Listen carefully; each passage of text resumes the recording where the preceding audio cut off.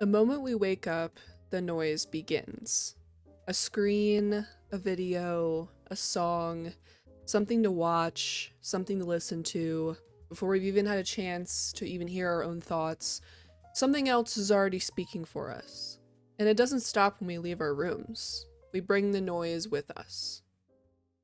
Look, I know we've all walked into a store and realized that every single person in the checkout line has their phone out. Nice. For a second, you realize, what the heck is going on? This feels like a simulation. And then the next moment, well, you bring your phone out too. Everyone else has it out, so why shouldn't I? There was a time when pulling up to a red light meant waiting, but that wait has now been filled with checking notifications and scrolling on TikTok. Even when the light turns green and you're still not moving.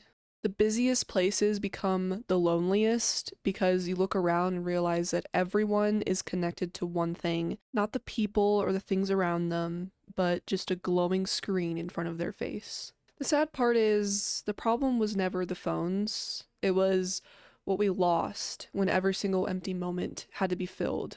Silence was never just empty space. It was where we processed our lives. It was where ideas formed, where emotions settled. For most of human history, people couldn't escape their own thoughts, no matter how hard they tried. There were long walks, quiet mornings, waiting in line, staring out a window. Those moments weren't wasted. They were where the mind actually made sense of everything. And today, those moments disappear before they even begin. The second boredom appears, we reach for something to make it go away. Not because we're weak, but because we've trained ourselves. And now it's a reflex for all of us. Half the time we don't even reach for information, we're reaching for stimulation. Because it turns out, our brains are incredibly good at chasing what's new.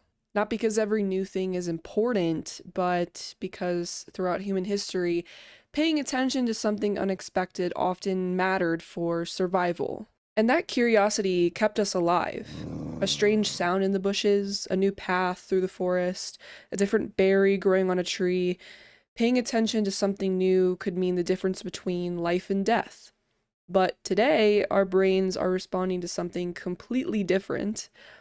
Instead of searching for food, we're searching for another notification, another video, another swipe, another reason to keep looking.